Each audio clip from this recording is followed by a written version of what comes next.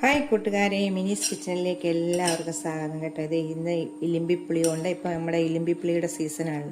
ഇലിമ്പിപ്പുളി കൊണ്ട് കാന്താരിയൊക്കെ ഇട്ട് നല്ല ടേസ്റ്റ് ആയിട്ട് ഒരു വെള്ള അച്ചാറിൻ്റെ റെസിപ്പിയാണ്. ഇതിൻ്റെ പുളിയും ശർക്കരയും ഒക്കെ ചേർത്തുണ്ടാക്കുന്നത്. അപ്പോൾ വീഡിയോയിലേക്ക് പോകുന്നതിന് മുമ്പ് വീഡിയോ കണ്ട് ഇഷ്ടപ്പെടുവാണെങ്കിൽ ലൈക്ക് ചെയ്ത് ഷെയർ ചെയ്ത് കമൻറ്റ് ചെയ്ത് സബ്സ്ക്രൈബ് മറക്കല്ലേ. നമുക്ക് വീഡിയോയിലേക്ക് പോകാം.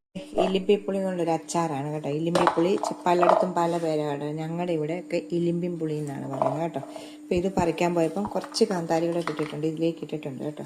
ഇതെല്ലാം ഞാൻ കഴുകിയെടുത്ത് നല്ല വൃത്തിയാക്കി വെച്ചേക്കുവാണ്. കാന്താരി ഇതിനകത്ത് കിടക്കട്ടെ, നമുക്ക് അച്ചാറിടാം. ഇത് വെള്ള രീതിയിലാണ്, മുളക് പൊടി ചേർക്കാതാണ് ഞാൻ അച്ചാറിടുന്നത്. എളുപ്പം നമുക്ക് ഉണ്ടാക്കാൻ പറ്റുന്ന ഒരു അച്ചാറിൻ്റെ റെസിപ്പിയാണ്. അപ്പോൾ നമുക്കിതൊന്ന് കട്ട് ചെയ്യാം. കട്ട് ചെയ്യുന്നത് ഇതുപോലെ നീളത്തിൽ കട്ട് ചെയ്യേക്കാം. നമ്മൾ മാങ്ങ വെള്ളയായിട്ടിടുന്നതിനും ഇതുപോലെ നീളത്തിലല്ലേ, അതുപോലെ നീളത്തിൽ ഇത് ഒരെണ്ണം എടുത്തിട്ട് നാലായിട്ട് ഇങ്ങനെ വെച്ചിട്ട് നമുക്ക് അരിഞ്ഞെടുക്കാം. പെട്ടെന്ന് തന്നെ നമുക്കിത് അരിഞ്ഞെടുക്കാം. എല്ലാം ഒന്ന് അരിഞ്ഞെടുക്കാവേ. മൊത്തം അരിഞ്ഞെടുത്തിട്ടുണ്ട്. ഇപ്പം ഞാൻ ഉപ്പൊന്നും ചേർക്കുന്നില്ല. ഇതുപോലെ ഉണ്ടോ, ഫ്രഷായിട്ടുള്ള ഇതാണ് ഇലിമ്പിപ്പുളി ആയിരിക്കണം കേട്ടോ. ഞങ്ങളുടെ ഇവിടെ വലിയൊരു മരമുണ്ട് കേട്ടോ. അപ്പോൾ കുറച്ചേ എടുത്തിട്ടുള്ളൂ കേട്ടോ.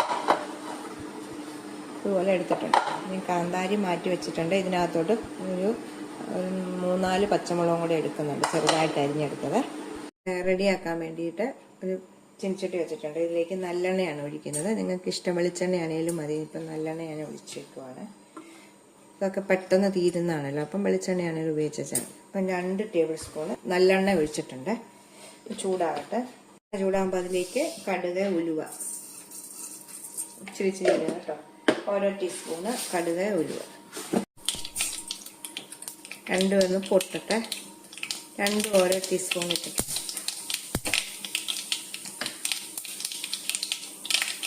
അതിനകത്തോട്ട് 2 മുളക് ഇട്ടിട്ടുണ്ട്. ഇതിലേക്ക് ഒരു 10 വെളുത്തുള്ളിയാണ് ഞാൻ ചെറുതായിട്ട് അരിഞ്ഞതാണ് നീളത്തിൽ. നമ്മൾ 2 എടുത്ത് വെച്ച കാന്താരിയും പച്ചമുളകും, കുറച്ച് കറിവേപ്പില, നല്ലോണം ഒന്ന് മൂത്ത് വരട്ടെ.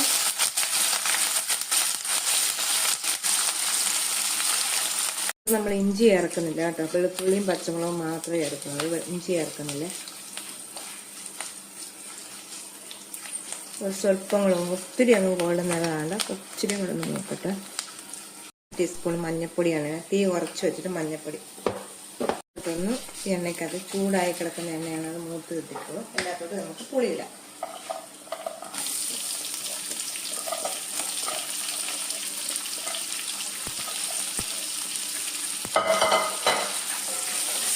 അന്ന് ഉപ്പിട്ടില്ല, ഇപ്പോഴാണ് ഉപ്പിടേണ്ടത് കേട്ടോ.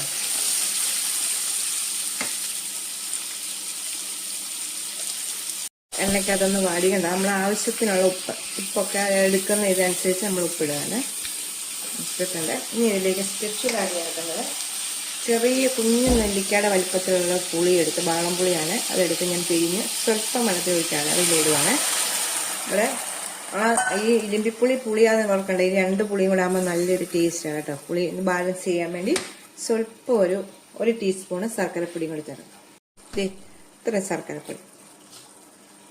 ഇതിന് നമ്മൾ കായപ്പൊടി ഇട്ടിട്ടില്ല. ഒരു 1/2 ടീസ്പൂൺ കായപ്പൊടിയും കൂടി ഇടാവേ. കായപ്പൊടി, പുളിവെള്ളമൊക്കെ ഒഴിച്ച് കഴിഞ്ഞ് ഉപ്പിൻ്റെ കൂടെ നോക്കിയിട്ട് ഇപ്പം ഇച്ചിരി ഉപ്പ് കുറവാണ്, സ്വല്പം ഉപ്പ് കൂടി ഇടുവാണ്.